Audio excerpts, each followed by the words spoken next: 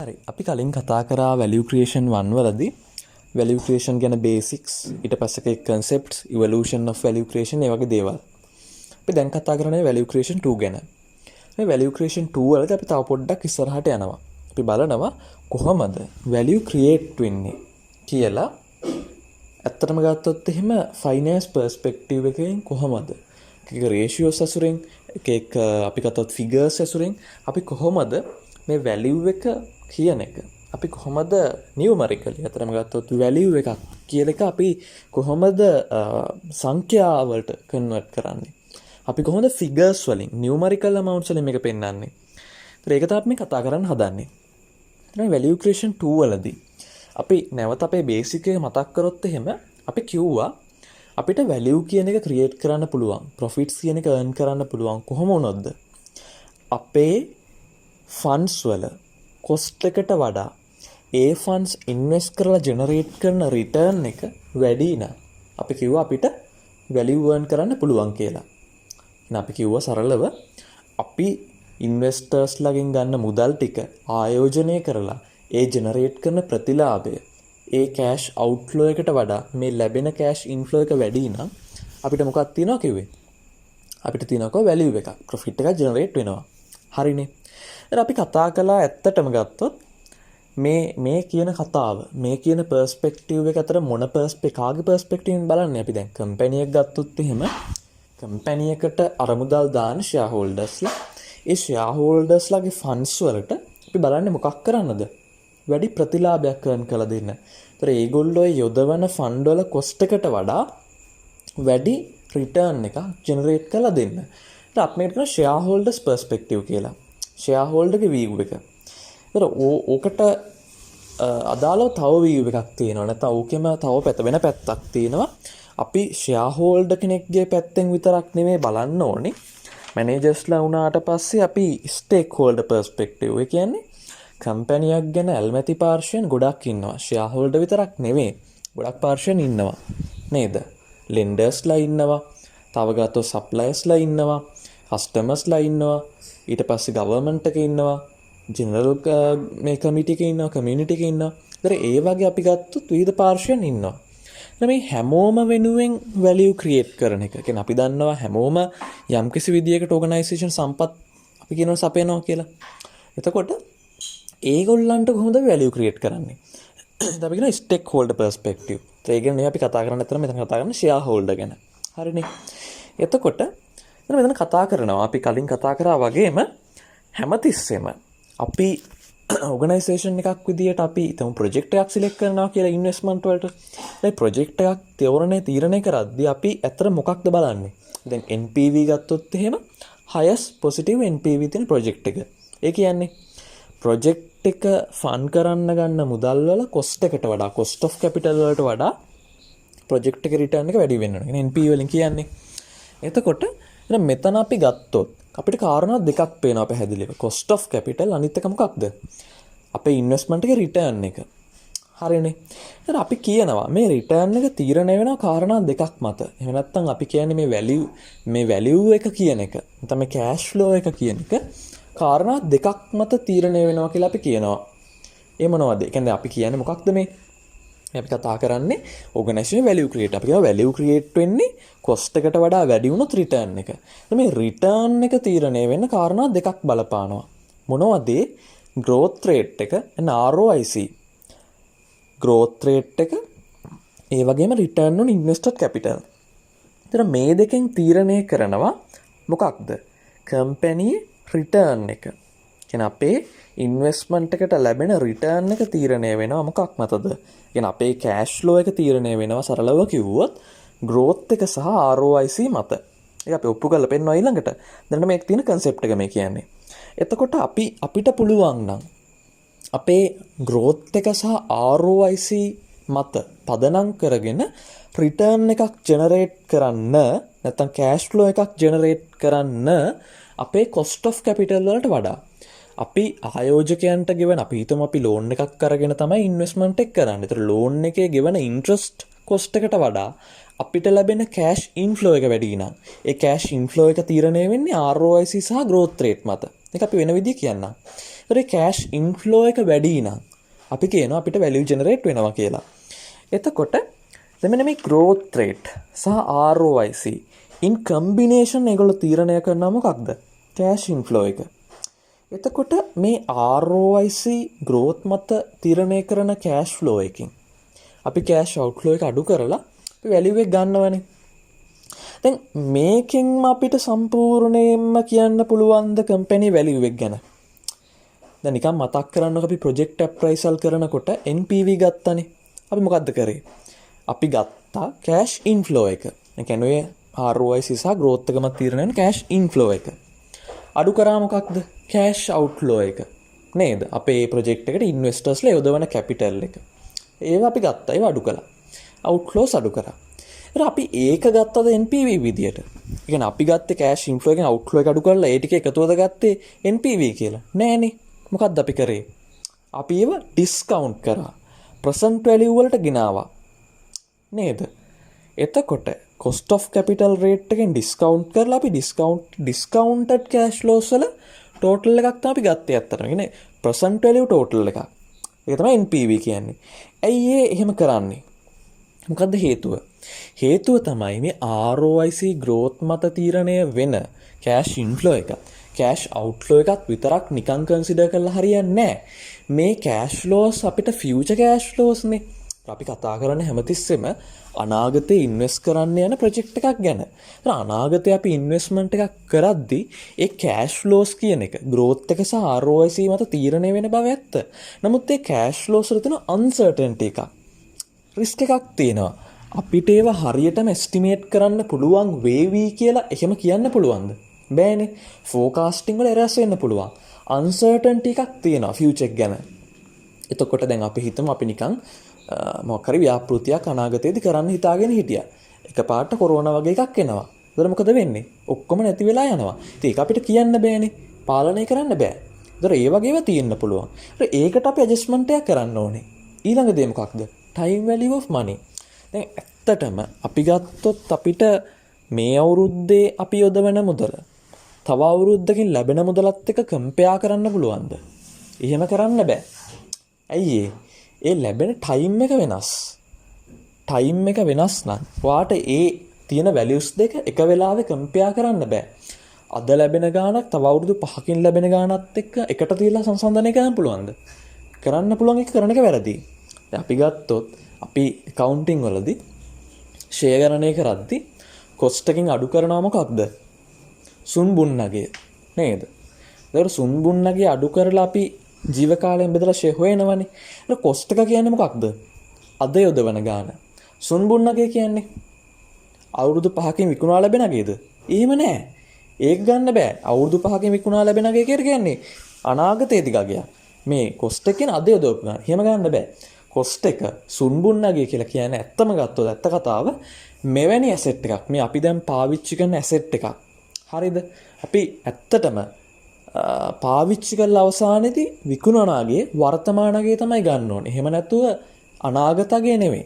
අවුරුදු 5කින් විකුණලා ගන්නගේ present value තමයි ගන්න ඕනේ. ඒ කියන්නේ තේරුම තමයි මේ asset එකම මේ අපි දැන් ගත්ත asset එකම අපි හිතමු අවුරුදු 5ක් ජීව කාලේ ඉවර වෙලා තියෙන දැන් ගන්න වෙලාවේ. මේ වගේ asset එකක් තියෙනවා. මේ හා සමාන identical asset එකක් තියෙනවා. ඒකේ ජීව කාලය ඉවරයි. දැන් මේක නම් ජීව කාලය ඉවර නෑ. ඒක ජීව කාලය ඉවරයි. එහෙම asset එකක් අද විකුණුවා නම් කීයට විකුණ ගන්න පුළුවන්? ඒ ගාන තමයි ගන්න ඕනේ. කියන එක්සැම්පල් එකක් කිව්වේ. කොහොම හරි ඒකේ තේරුම තමයි අපිට සිද්ධ වෙනවා මේ cash flows කියන එක හැම් පිටින් gediya පිටින් ගන්න නැතුව ඒකට adjust කරන්න සිද්ධ වෙන කාරණා දෙකක්. එකක් තමයි අපිට සිද්ධ වෙනවා uncertainty එකට. අනිත් එක time value of money වලට adjust කරන්න. ඒකයි අපි cash flows discount කරලා එහෙම ගන්නෙ. හරිනේ? ඒකත් clear නේ. ඒතර ඕක තමයි basic එක. ඒතර අපි දැන් දන්නවා අපේ cash inflow එකට බලපෑම් කරන ප්‍රධාන සාධක දෙක තමයි මොනවද? growth and ROIC. හරිද? දැන් එතකොට ඔයා නිකන් බලන්නකෝ ඔයාගේ මේ example එකක් දීලා තියෙනවා. දැන් මේ example එකේ මේ වාදියතන ගාන බලන්නකෝ. මේ structure කරලා තියෙන එකේ අයිට කලින් පොඩි දෙයක් තියෙනවා කියන්නේ. දැන් මේකේ මේ example 1 තියෙනවා කියන්න බැරි වුණා. ඒතර ඒක කතා කරනවා මෙහෙම දෙයක් ගැන. company එක cash flow එක last year 100යිලු තිබ්බේ. ලබන අවුරුද්දේට 150 වෙනවලු. 100 තිබ්බේ 150 වෙනවා. එතකොට මේ කෑෂ් ෆ්ලෝ එක කෑෂ් ෆ්ලෝ එක ඉන්ක්‍රීස් එකක් වෙනවා. මේ 50ක වැඩි වෙන කෑෂ් ෆ්ලෝ එක කාරණා ගොඩක් මත වෙන්න පුළුවන් කියනවා. බලන්න අපි අර කිව්වේ කාරණා දෙකක් කෑෂ් ෆ්ලෝ එකට බලපානවා කියලා. මොකක්ද? ROIC අනිත් එක මොකද්ද? growth එක. ඒතර ඒවා බලපානවා. එතකොට කෑෂ් ෆ්ලෝ එකේ ඇති වෙන මේ 50ක ඉන්ක්‍රීස් එක කියන එකට ROIC return on invested capital බලපානවා. ඒ වගේම revenue growth බලපානවා. අපි ඉස්සරහට කතා කරනවා කොහොමද වෙන්නේ කියලා. ඊට පස්සේ ඊට අමතරව කෑෂ් ෆ්ලෝ එක වෙනස් වීමට කෑෂ් වලට අදාළ කාරණා. ඒ කියන්නේ expenses වල වෙනස්කම් බලපාන්න පුළුවන්. reduction in capital spending, reduction in marketing expenditures, operating expenses වල වෙනස්කම් බලපාන්න පුළුවන්. අපි බලමු ඉස්සරහට කොහොමද වෙන්නේ කියලා. example 2 වලට එන්නකෝ. දැන් බලන්න company A, company B කියලා companies A and B කියලා දෙකක් දීලා තියෙනවා. අපි company A වලට එමුකෝ. දැන් මුලින් මේක කරලා තියෙන දේ තේරුම් ගමුකෝ. 2010 අවුරුද්ද. මොකද්ද කරලා තියෙන්නේ? ගත්ත revenue එක 1000යි.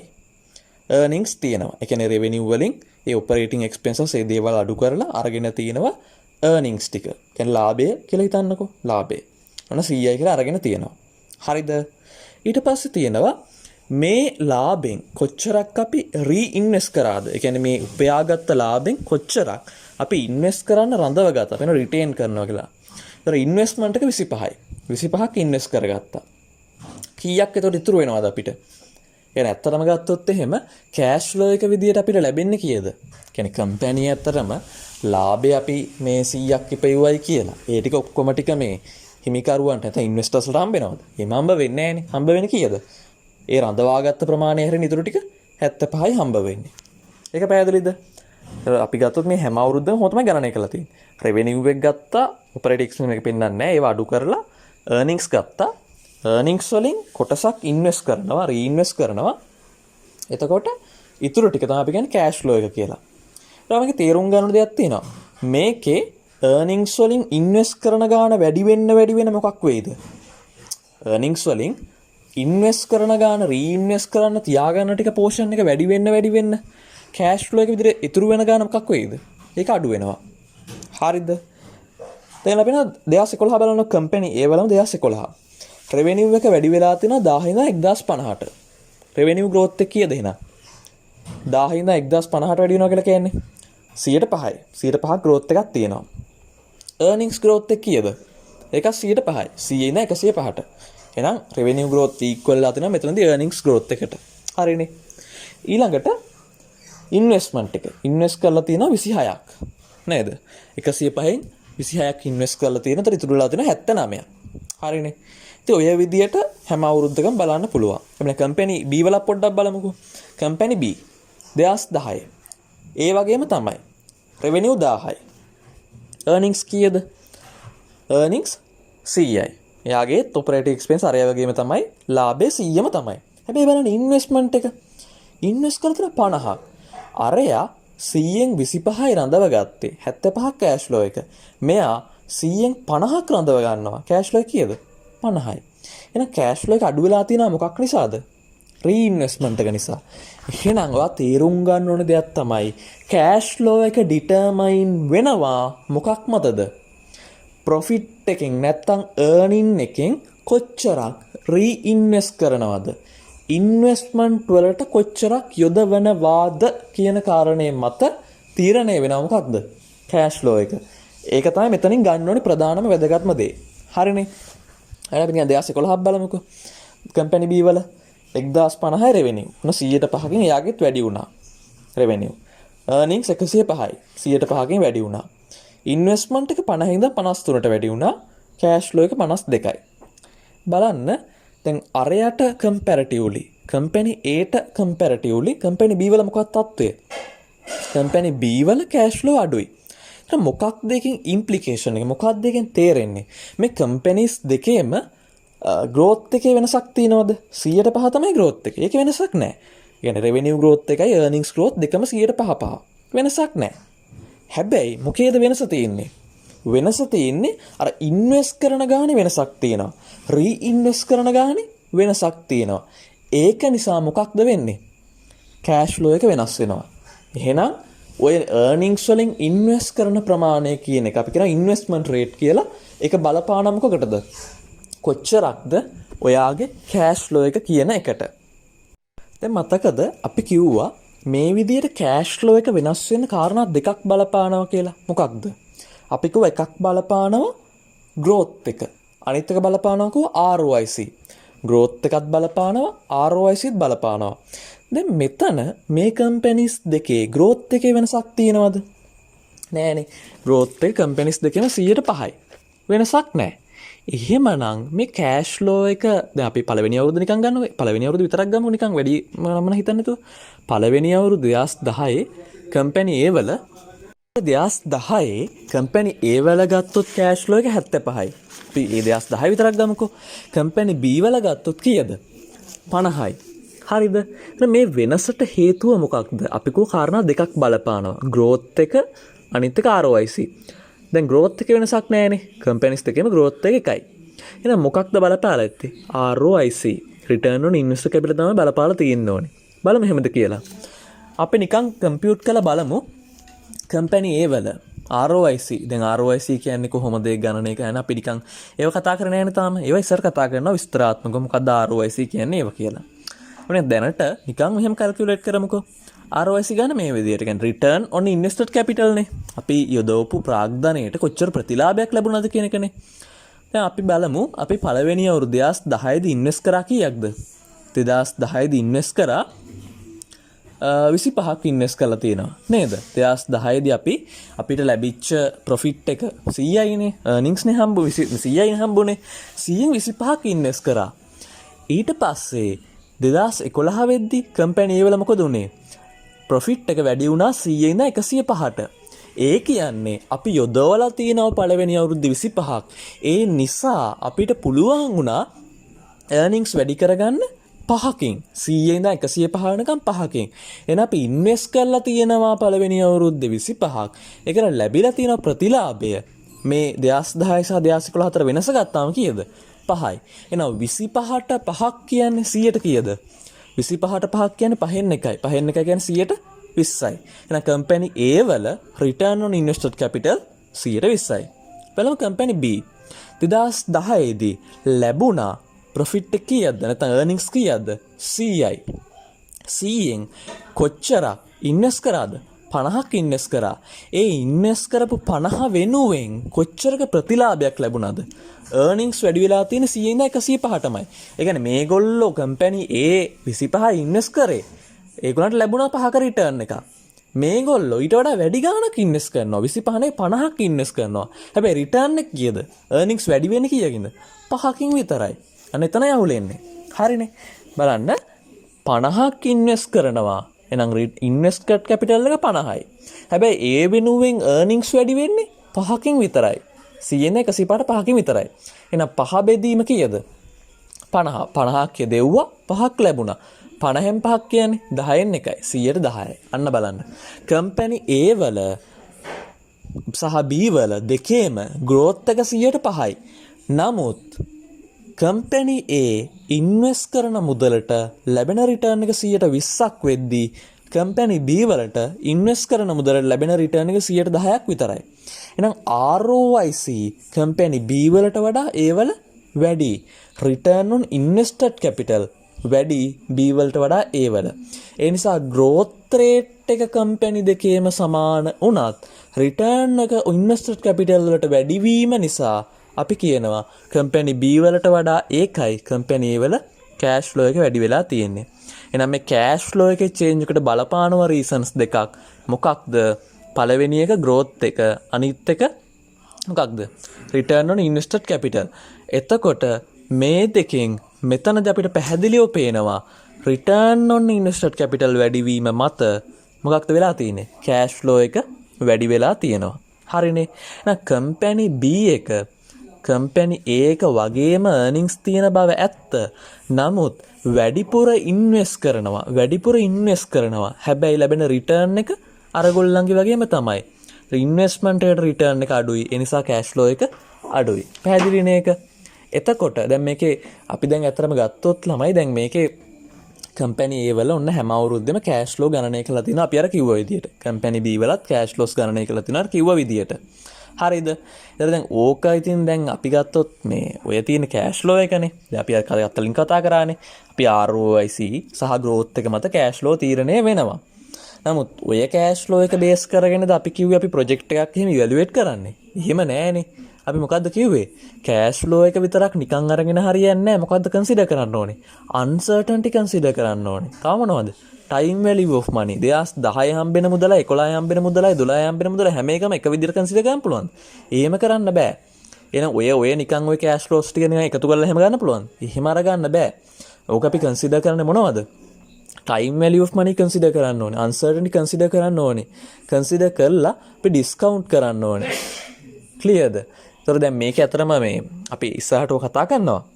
ඒගොල්ලෝ දැන් අපි ඉස්සරහට කතා කරනවා කිව්වා වගේම මේ කොහොමද ඔය බිස්නස් වැලුවේෂන් වලදී කෑෂ් ෆ්ලෝස් වල ප්‍රසන්ට් වැලියු ගන්න නම් මම කතා ඒව හස්සේ කතා කරනවා. දැනට ඒව කතා කරලා නෑනේ. අපි නම් දීලා තියෙන එක බලමු. හරිනේ. හිතන්න 2010 11 12 ඔය අපිට දීලා තියෙන අවුරුදු ටික තියෙනවානේ. 14 නිකන් දීලා තියෙනවනේ හැම කම්පැනි එකම කම්පැනිස් දෙකේම 14 ඉඳනොත් අපි ඔන්නෝම ඉස්සරහටත් කෑෂ් ෆ්ලෝස් ප්‍රොජෙක්ට් කරා. වැඩි හිතන්න එපා දැන්. දැන් නෝමල් ඔය ගන්න විතරක් හිතන්නකෝ. ඔන්න හැම අවුරුද්දකම 10 ඉඳන් අපි ඉන්නේ දැන් 10 අවුරුද්දේ 14 ඉඳන් ඕම දිගටම කෑෂ් ෆ්ලෝස් ප්‍රොජෙක්ට් කරා. ඔය කෑෂ් ෆ්ලෝස් ටිකේ අපි ඩිස්කවුන්ට් කරා. දැන් මේගොල්ලෝ කියන ඩිස්කවුන්ට් රේට් එක 10% කියලා හිතන්න කියලා. දැන් අපි ඩිස්කවුන්ට් කරන්න යන්න ඕනේ අපි දැන් මේ අදහසනේ ගන්න ඕනේ. ඩිස්කවුන්ට් කරලා ඔන්න අපි කෑෂ් ෆ්ලෝස් වල ප්‍රසන්ට් වැලියු ගත්තා. කම්පැනි A වල එනවයි කියලා ඒගොල්ලෝ කියනවා. ඒගොල්ලෝ දීලා තියෙන ස්ලයිඩ් එකේ 1500යි.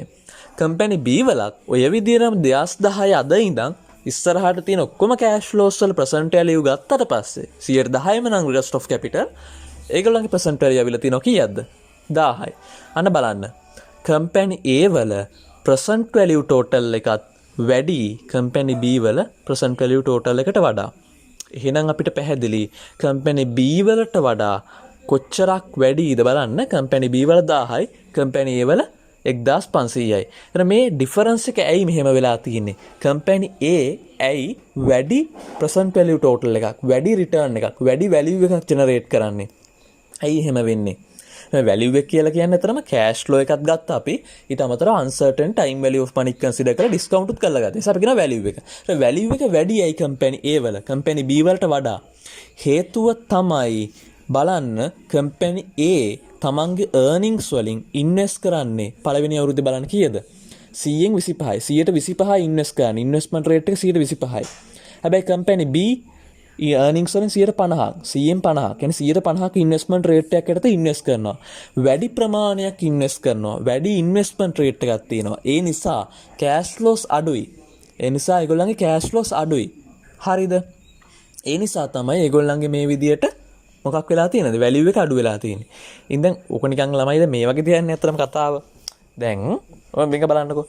earnings වලින් ඉන්වෙස්ට් කරන රේට් එක වැඩි වෙනකොට මොකක්ද වෙනවා කිව්වේ? කෑෂ් ෆ්ලෝස් අඩු වෙනවා, වැලියු එක අඩු වෙනවා. මොකද්ද වෙන්නේ? earnings වලින් ඉන්වෙස්ට් කරන ටික. කොහොමද ඒක ගන්නෙ?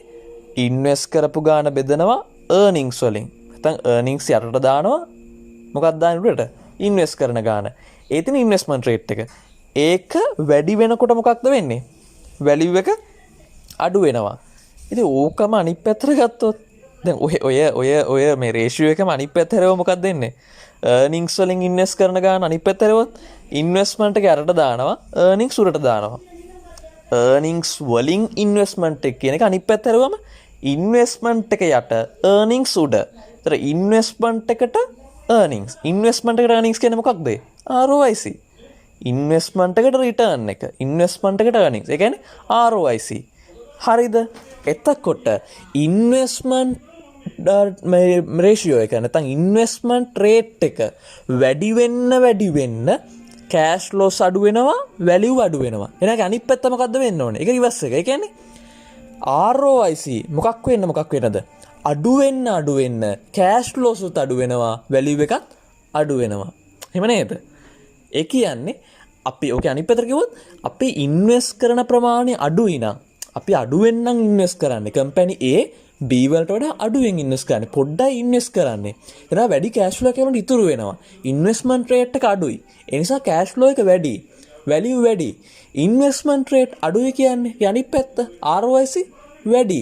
B වලට වඩා A වල ROIC වැඩි. ඒ නිසා කෑෂ් ෆ්ලෝස් වැඩි. ඒ නිසා වැලියු එක වැඩි. ක්ලියර්ද? හරි. දැන් අපිට පැහැදිලි කම්පැනි එක growth rate එක වගේම ROIC බලපානවා මොකකටද? cash flow එකට සහ value එකට. එහෙනම් cash flow එක value එක තීරණය වෙන්නේ මොකක් මතද? growth එක සහ ROIC මත. ඒ දෙක මත තමයි investment rate එක තීරණය වෙන්නේ. අපි ඊළඟ කතා කරනවා ඒක cash flow එක තීරණය වෙන්නේ ඇත්තටම investment rate එක මත. investment rate එක තීරණය වෙන්නේ growth and ROIC මත. investment rate එක තීරණය වෙන්නේ growth and ROIC මත. ඒවා මත තීරණය වෙන්නේ investment rate එකෙන් තීරණය වෙනවා cash flow එක. cash flow එකෙන් තීරණය වෙනවා value එක. clear නේ?